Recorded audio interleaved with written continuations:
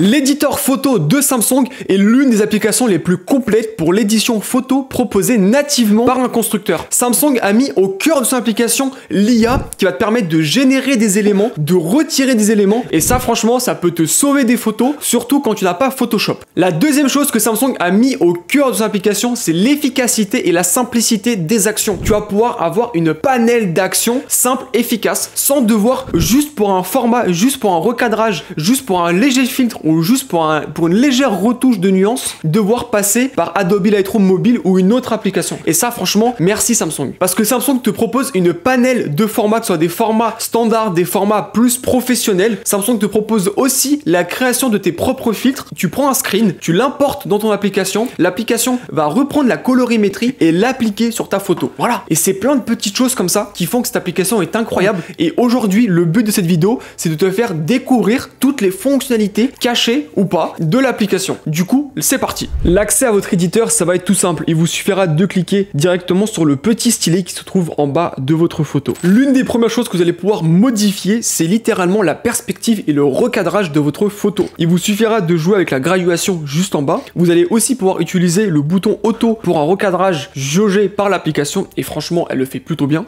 La perspective, vous allez pouvoir jouer avec l'angle de votre photo, que ce soit l'angle horizontal ou l'angle vertical. Ça, franchement, ça peut aider certaines photos à mieux les recadrer, à mieux jouer avec la perspective. Franchement, c'est super intéressant. Sachez une chose, c'est que si vous cliquez 2 fois sur le bouton de votre modification, vous allez remettre les compteurs à 0. Et si vous recliquez 2 fois dessus, vous allez remettre les compteurs à votre modification précédente. Grâce aux 3 outils qui sont juste au-dessus, vous allez pouvoir déjà de 1 inverser votre image, vous allez pouvoir jouer avec la rotation de votre image et vous allez pouvoir jouer avec le format de l'image, que ce soit un format vertical ou un format horizontal. Il vous suffira après de choisir tout simplement le format souhaité. 16/9, hop, ça le met en 16/9. Et si par exemple je clique sur vertical, hop, ça me le remet en vertical. Vous avez aussi la possibilité de faire un petit swipe vers la gauche pour accéder à d'autres formats qui sont un peu plus spécifiques, des formats appareil photo. Et vous allez aussi avoir le format free. Format free, en fait, c'est voilà, c'est un format libre. Ce qui est bien, c'est que Samsung vous indique quand même juste au-dessus à quoi ça correspond. Ça, c'est plutôt intéressant. Et vous allez aussi pouvoir appuyer sur l'icône flèche avec cercle. Et en fait, ça va vous remettre votre format initial sans retoucher à votre cadrage. Vous avez à votre disposition le bouton IA. En cliquant dessus, vous allez pouvoir faire pas mal de choses. La première chose, vous allez pouvoir choisir le recadrage de votre photo et ajouter les éléments manquants. Ça marche parfois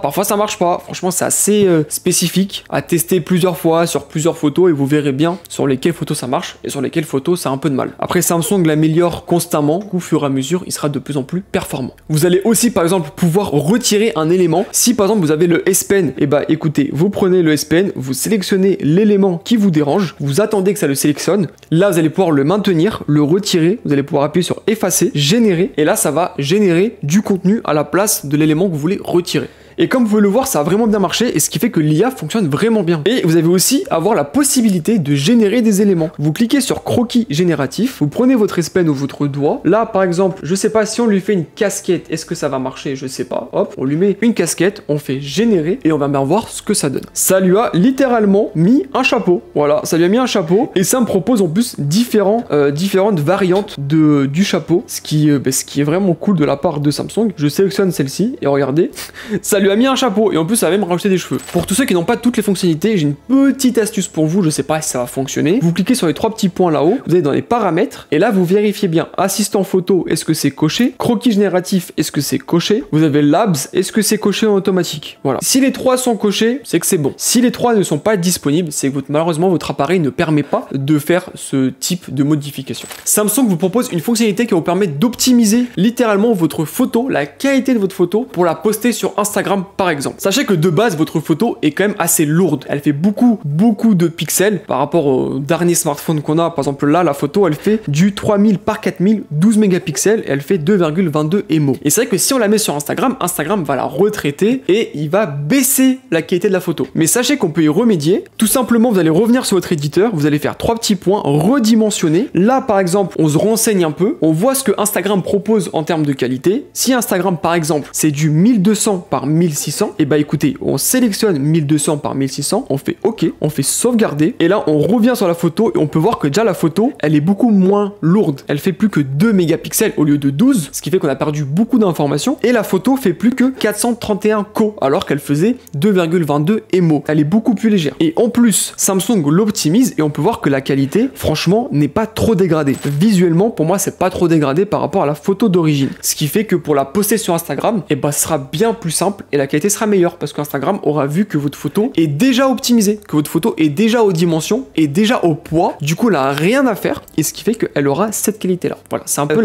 le petit hack pour avoir des photos de qualité sur Instagram. Et là, petite astuce pour ceux qui se posent la question. Ok, j'ai mis ma photo en 40%, mais comment je fais pour la garder en 100%? Et bah, vous avez deux solutions. Soit vous faites rétablir juste en haut, rétablir à l'original et là sauvegarder. Et là, votre photo est revenue à l'origine. Soit vous pouvez tout simplement, pendant vos modifications, par exemple n'importe lesquelles, hein, que ce soit une modification IA, une modification de croquis, une modification de filtre, il vous suffira par exemple de faire 40%. Au lieu de faire sauvegarder, vous faites 3 petits points et vous faites enregistrer comme copie. Et ce qui fait que là, on a 3 versions de la photo. Parce que moi, j'ai ma version RAW qui est juste ici, j'ai ma version JPEG juste ici, et j'ai la version copie des modifications que j'ai fait via l'éditeur. Voilà, ça c'est plutôt pratique. En parlant des photos RAW, je sais que beaucoup, de plus en plus, je devrais dire, de personnes font des photos en RAW, même avec leur smartphone. Sachez que la modification est limitée. Vous n'avez pas autant d'outils. Là, on clique sur le stylet et votre photo RAW, vous allez pouvoir juste modifier la surbrillance et les ombres, ou sinon appuyer sur automatique. Mais ce qui nous fait un résultat catastrophique. Hein. Voilà, vraiment, c'est pas ouf. Je préfère le traitement RAW de Adobe Lightroom que de Samsung, ce qui fait que ne l'utilisez pas. Et pour savoir si votre photo c'est une RAW ou pas, vous avez la petite icône qui s'affiche ici. Là, elle y est pas, là, elle y est. Sinon, vous pouvez aussi vérifier la fin du nom de votre photo. Là, après le point, on a DNG, ce qui fait que on est en format RAW et par exemple là, on est en format JPEG. L'onglet numéro 2 est dédié aux filtres. Cet onglet va littéralement vous permettre de créer des filtres et aussi de télécharger des filtres proposés par Samsung. On clique dessus. Là, on va commencer déjà avec les filtres de base que Samsung vous propose. Ils sont bien, mais voilà, faut un peu chercher. Mais il y en a, je pense, qui sont quand même plutôt sympathiques,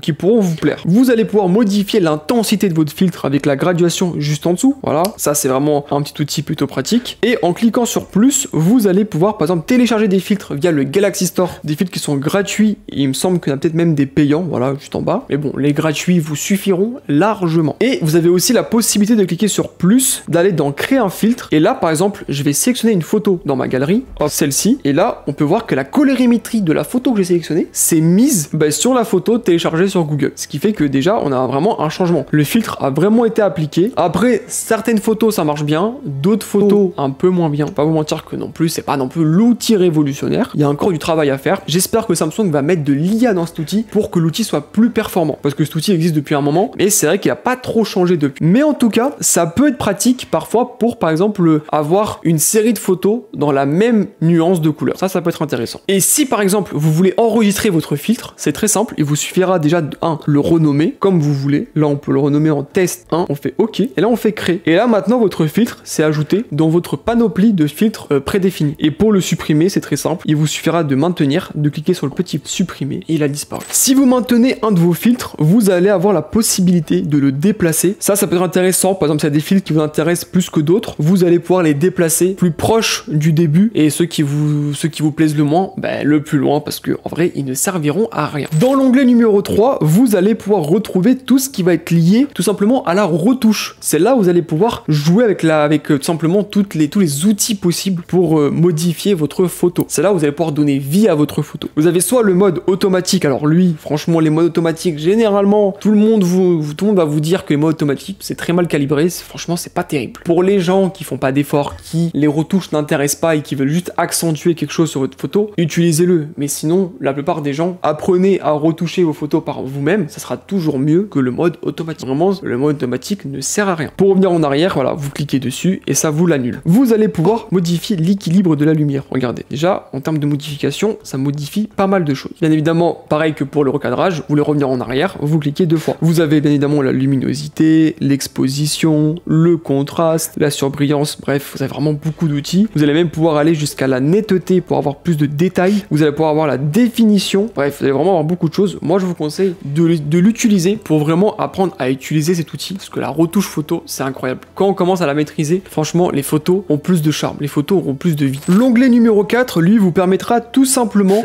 d'utiliser par exemple votre doigt ou votre S Pen qui lui vous permettra littéralement de dessiner. Par exemple, là, choisissez tout simplement la panoplie d'outils que vous avez. Vous avez même une encre pour choisir une couleur spécifique. Et là, amusez-vous à, voilà, à dessiner. Vous faites ce que vous voulez. Vous allez aussi avoir pas mal d'outils. Hein, voilà, vous pouvez faire des trucs comme ça, pixels. Vous allez pouvoir tout effacer. Retour en arrière, retour en avant. Vous allez aussi avoir les autocollants. Alors là, les autocollants, il y en a un qui est sympa. C'est vraiment l'autocollant de base Samsung. Ça, pour le coup, pour vos petites photos, ça peut être cool. Vous mettez ça là, comme ça. Photo prise avec le Galaxy S24 Ultra. Ça claque. Franchement, ça claque. Vous allez pouvoir le copier, par exemple, même copier, hop, et le mettre plusieurs fois. Vous allez pouvoir le supprimer. Vous allez inverser votre sticker. Bref, vous pouvez faire pas mal de choses. Il y en a plein. Genre, il y en a plein. En vrai, ici, il y en a plein parce que vous avez tous les emojis aussi. Vous avez aussi votre emoji, votre avatar que vous pouvez créer avec Samsung. Et vous pouvez aussi appuyer sur plus, par exemple, pour ajouter de nouveaux autocollants. Et là, vous faites obtenir plus d'autocollants. Et bah, pour le coup, moi, ça ne marche pas. Je pense que Samsung ne propose pas pour le moment des autocollants supplémentaires parce que sinon, ça marcherait. Vous avez aussi la possibilité de cliquer sur l'engrenage pour pouvoir modifier l'ordre des choix de vos autocollants. Voilà, si vous voulez mettre ça en avant, voilà, à vous de voir et ça va modifier l'ordre qui se trouve juste en dessous. Vous avez aussi bien évidemment l'historique des stickers utilisés, ça peut être intéressant.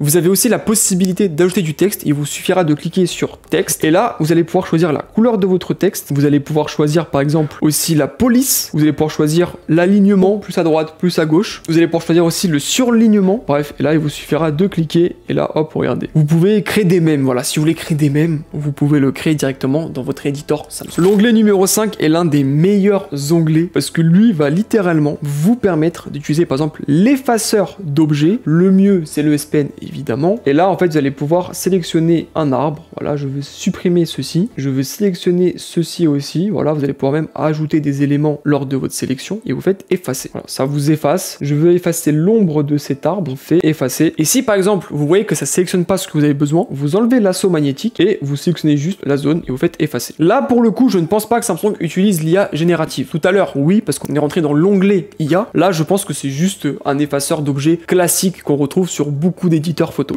Vous allez aussi retrouver l'outil lasso qui va vous permettre simplement de sélectionner un objet principal. Là on le sélectionne, bam bam bam, ça va l'entourer. Ok, parfait. S'il y a besoin de retoucher, vous avez les outils comme sélectionner manuellement ou désélectionner un élément. Vous avez aussi les formes. Voilà, vous pouvez choisir un cercle, vous pouvez choisir un carré, un triangle, un cœur, une étoile. Mais bon, là on va prendre épingler une forme. On sélectionne, on fait suivant. Et là en fait vous allez pouvoir lui rajouter des bords. En fait vous allez pouvoir créer un stickers. Voilà, un stickers en format PNG. On lui choisit les bords, la couleur des bords. On fait OK. Et voilà, là on fait sauvegarder. Et là voilà, on a notre petit stickers en format PNG. Et là vous allez pouvoir l'envoyer à n'importe qui sous forme de stickers sur une messagerie quelconque. Vous avez évidemment l'outil ton direct. Là c'est pour sélectionner une seule couleur sur votre photo. Bon là pour le coup ma photo elle est bleue. Mais par exemple je peux sélectionner que le fond bleu. Et ce qui fait que bah, c'est pas mal en vrai. Ça peut donner un petit côté artistique à certaines photos. Franchement cet outil là il marche plutôt bien. On va pas se le cacher. Après par exemple il y a des zones un peu spécifiques. Ça a plutôt bien marché. Si par exemple vous voyez que bah, regardez par exemple je sais pas moi il y a une zone qui n'a pas été qui a été maltraitée. Voilà, qui a été maltraitée. Vous pouvez soit enlever la couleur via cet outil là. Hop, vous pouvez la remettre. Soit vous pouvez utiliser la gomme. Hop, vous prenez la gomme et là vous allez pouvoir gommer tout simplement sa main. Vous allez pouvoir utiliser la gomme pour vraiment gommer le sujet principal des tons de couleur. Et ça franchement ça rend certaines photos incroyables. C'est vraiment une espèce de petit côté artistique, moi j'adore. À vous de voir est-ce que ça va pouvoir vous servir. Un autre outil qui est intéressant c'est vraiment mélange de couleurs. Là en fait ça va jouer sur les couleurs de votre photo. Là par exemple je vois qu'il y a du bleu. Je sélectionne la couleur bleue et je vais pouvoir modifier la nuance de la couleur bleue, la saturation de la couleur bleue et aussi la luminosité, alors la luminance plutôt de la couleur bleue. Par exemple si je vois la couleur orange, je sélectionne orange et je vais pouvoir modifier la nuance de la couleur orange. La couleur violette, je vais pouvoir la modifier. Voilà, la mettre plus bleue. La couleur rouge, je vais pouvoir la mettre plus rose. Et là en fait vous allez vraiment pouvoir modifier toute votre photo comme ça en modifiant couleur. Ça peut être intéressant quand par exemple si le bleu ne plaît pas trop ou que le bleu n'est pas au niveau de la nuance naturelle du bleu que vous avez vu avec vos yeux et que vous voulez que ce soit un bleu un peu plus clair ou plus foncé, vous allez pouvoir jouer avec le mélange de couleurs. Et le dernier outil qui est assez spécifique, c'est encore des filtres, c'est le style. Là en gros, vous allez pouvoir modifier le style de votre photo. Voilà, vous avez crayon, vous avez comique, franchement ça rend pas mal. Vous avez aquarelle, vous avez encre bleue, pastel, marqueur, dessin trait, peinture à l'huile qui rend plutôt bien. Je sais pas s'il y a de l'IA dedans, mais en tout cas,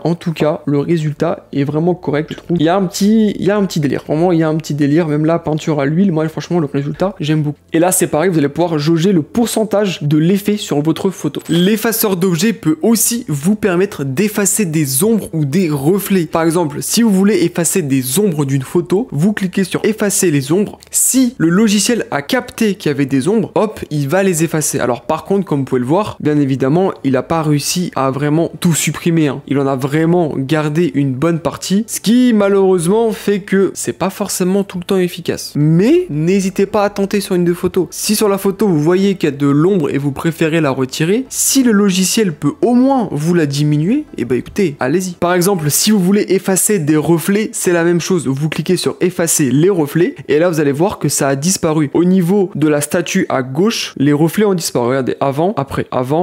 Et on peut aussi, par exemple, faire OK. Ce qu'on peut faire, c'est revenir et on peut faire effacer les ombres. Et on peut voir est-ce que ça a marché. Regardez, là, ça m'a littéralement effacé l'ombre du coin et ça a plutôt bien marché. Ça dépend des photos, comme vous pouvez le voir. Vraiment, n'hésitez pas à essayer. Il y a des photos où ça va super bien marcher et d'autres, malheureusement, le résultat sera moindre. Je vais vous montrer comment on peut copier tous les éléments qu'on a mis sur une photo et les coller sur une autre photo. C'est très simple. On fait des modifications au pif. Que ce soit moche ou pas moche, c'est pas mon problème. Voilà, c'est pas mon problème. Là, on va prendre un autocollant. On va prendre Galaxy. On va le mettre ici, pas cadré du tout. On va venir ici. On va aller dans mélangeur de couleurs. On va prendre le rouge. On va le modifier. Là, on fait OK. On revient dans filtre. On lui met un vieux filtre dégueulasse. Pour le coup, il est beau, mais c'est pas grave. On prend ce filtre-là. Là, on fait quoi? On fait copier les modifications. On fait sauvegarder. On va sur une photo. On va ici, éditor, 3 petits points, coller modifications. Et là, normalement, ça a collé les modifications. Sauf qu'en fait, je ne comprends pas. Si, ça a marché. Ça a marché. C'est juste que ça ne met pas les autocollants. Sachez-le. Voilà, ça ne copie pas les autocollants. C'est juste les effets que moi j'ai mis, ça les a modifiés. C'est juste que sur la photo, c'est assez léger. Ce que j'ai modifié sur l'autre paraît plus léger ici. Mais en tout cas, ça a bel et bien mis le filtre que je lui ai demandé. Je pense que c'est la vidéo la plus complète que je puisse faire sur l'éditeur Samsung. En tout cas, j'espère que vous avez pu découvrir des choses, vous avez pu apprendre de nouvelles choses, de nouvelles fonctionnalités, de nouvelles manières d'utilisation au niveau de cette application. En tout cas, dites-le moi dans les commentaires. N'hésitez pas à liker la vidéo pour me soutenir. N'hésitez pas aussi à vous abonner pour ne pas rater la suite des vidéos, hein, tout simplement, parce qu'on va traiter tout. On va tout traiter, je vous le dis. Merci beaucoup d'être resté jusqu'à la fin pour ceux qui sont toujours là et on se retrouve très bientôt.